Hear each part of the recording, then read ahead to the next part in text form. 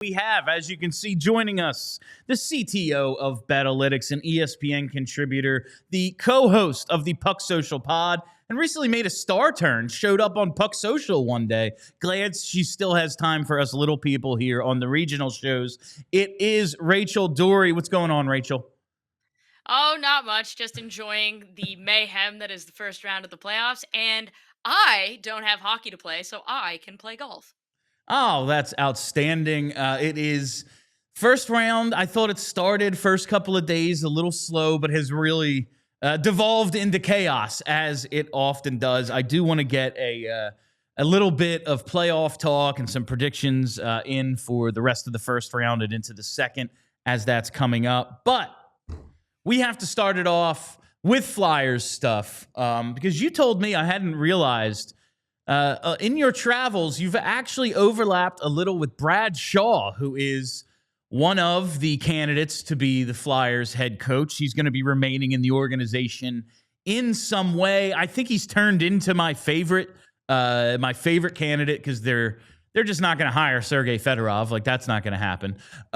So I've turned my attention to Brad Shaw a bit. I want to know, what do you think, has made him such a successful assistant coach and could or couldn't work against him as a head coach? Yeah, honestly, there's really only one thing that works against him for being a head coach, and that's he's not very good at being bad cop. And the thing about when being on a coaching staff is the assistant coaches are the good cops, and the head coach is the bad cop, which is exactly why a guy like Rick Tocchet is the perfect head coach. He is the perfect bad cop. Just looks like And it. so, exactly, he literally looks like it.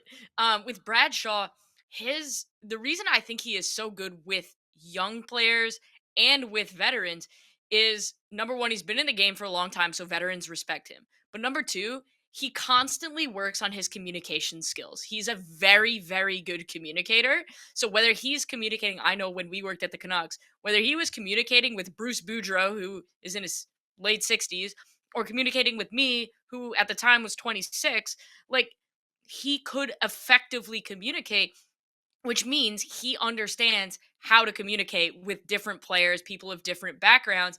And the other thing with him is he's very a put yourself in the other person's shoes kind of guy. So he will look at various situations and go, okay, do I need to be harsh on him? Let me put myself in his shoes. Is that going to work? But also, if I'm not harsh on this player and I don't do this thing that I want to do, put myself in the shoes of the other players around. How is that going to go? And I do think that with Brad Shaw, he's very good at that.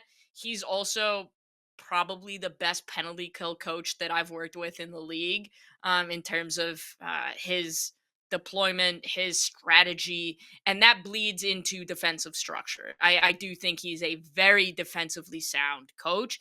And when you have a lot of young players on the team, odds are they don't need to be taught offense. That's not why you drafted them. I can assure you, Matvei Michkov does not need to be taught anything about offense, but they all need to learn a thing or two about defensive structure.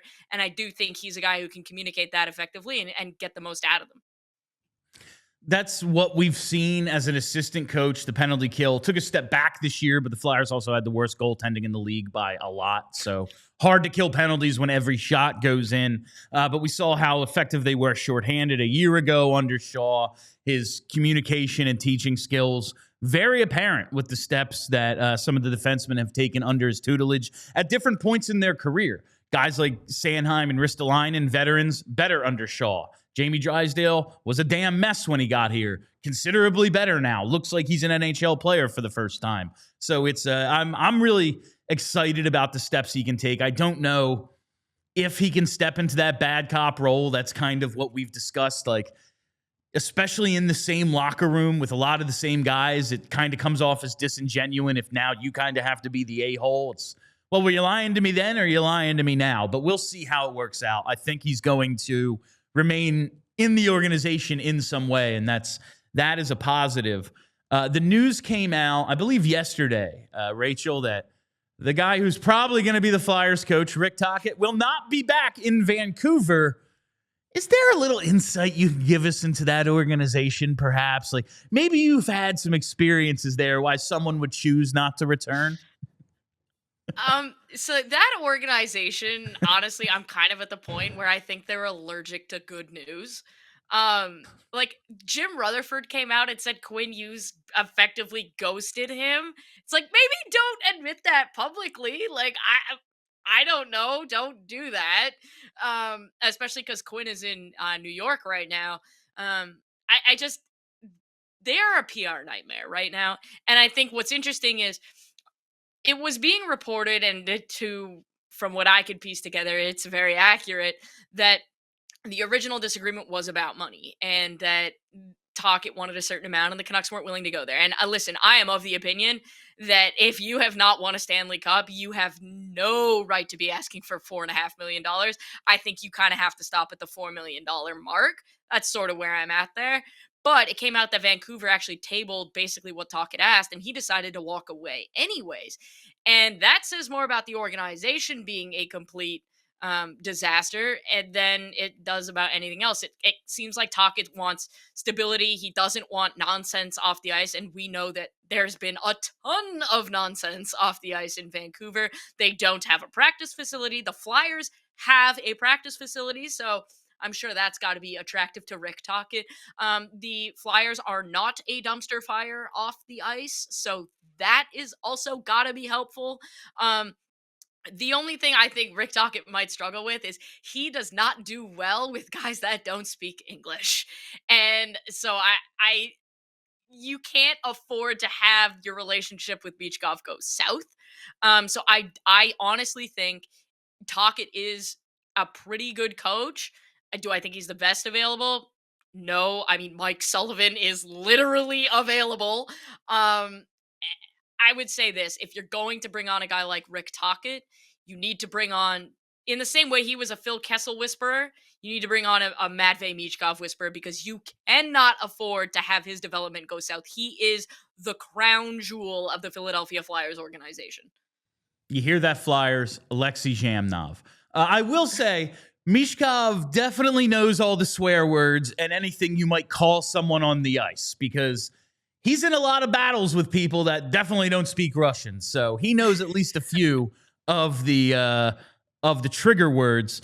Rachel, I know you are on a medical situation that won't allow you to talk about the Leafs a ton, but as we are heading to a game 6 between the Senators and Leafs, I got to tell you, I find myself really torn here because I'm rooting for Toronto. I hate the Senators. They are the team I probably hate most in the NHL. But the stupidest, most ridiculous thing that can happen is a game 7, and who doesn't love chaos? Do you think this goes 7? I don't. I do think that they're gonna get it done in 6. I had my money on the Sens last night. It's what we call emotional hedging.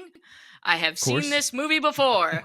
I do not think that the Senators are going to win 4 straight against the Leafs. That is that's pretty difficult to see happening just based on the talent and talent alone. I will say this though: if they do lose 4 straight and they do get eliminated in the first round, I don't want to see anybody on that ice pretty much other than Chris Tanev, Jake McCabe, and Morgan Riley anymore.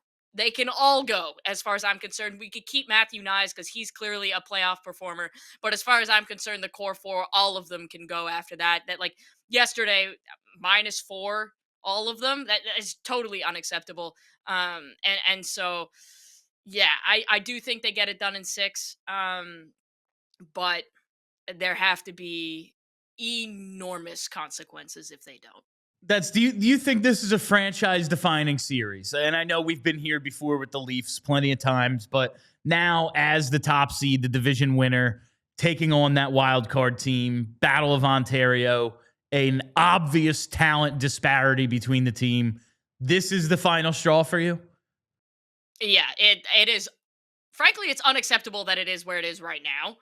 Um, and I would honestly, even if they won in 7, like let's say it does get to 7, even if they won in 7, I would still have some serious reservations about this. I am sort of on the train of I wouldn't re-sign Mitch Marner for anything more than $13 million, regardless of what happens. But if they do not get out of the first round, like I'm not even showing up to the negotiating table. You're gone. You're done. Good day, sir. All right, so we've seen one team in the East, and really one team total advance thus far. It's Carolina. They'll take on the winner of Washington, Montreal. You think Toronto's going to get this done, although it's already gone too ridiculous. Florida up 3-1. Who's your favorite to come out of the East right now? That's tough. I would say Carolina until Freddie Anderson got hurt. That's not ideal. I think honestly, I think it has to be Florida at this point. To me, it is absolutely absurd that Aaron Ekblad is even allowed to participate in the playoffs to begin with. The fact that you could be suspended for PADs and then come back in the playoffs, like no, not allowed. So I think Florida has a distinct advantage there. Matthew Kachuk is back. Sasha Barkov is healthy. Bobrovsky looks pretty good. And it doesn't seem like the Department of Player Safety wants to punish them to the degree that they want to punish other teams. So it kind of seems like not only are they a really good team, they're also getting away with borderline murder on a nightly occasion. So it's kind of hard to bet against them in the East right now. It is. Charlie and I were just talking during our show that we wrapped up a few minutes ago.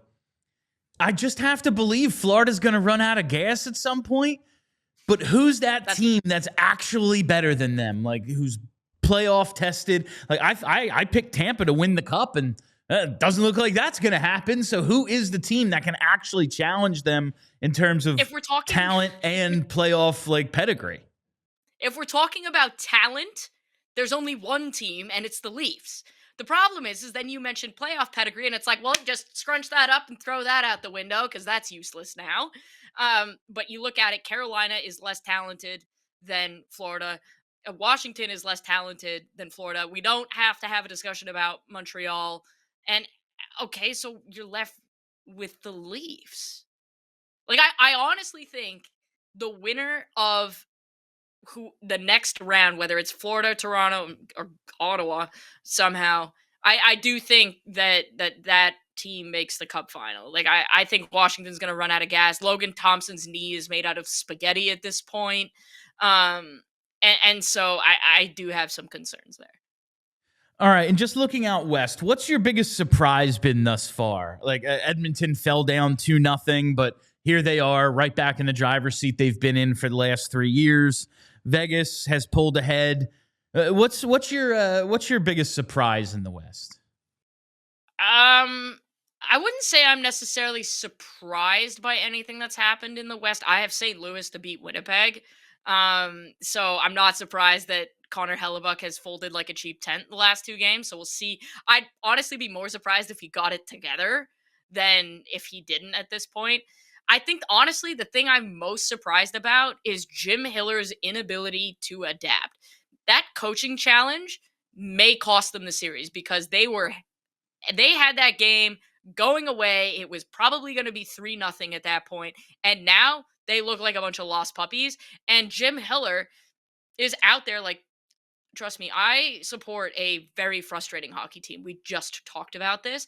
If my head coach was saying the things that Jim Hiller was saying, I honestly think I'd be bald because my hair would have been torn out by now. How you can go to the podium for 3 straight games and say, no, like, I think we played well, we don't need to make any adjustments, is like, I would do a swan dive off the CN Tower if Craig Berube said that.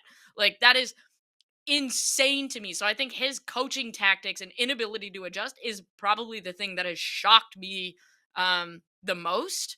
The best series dollar for dollar right now, though, is the Vegas Minnesota series. That series has been so entertaining.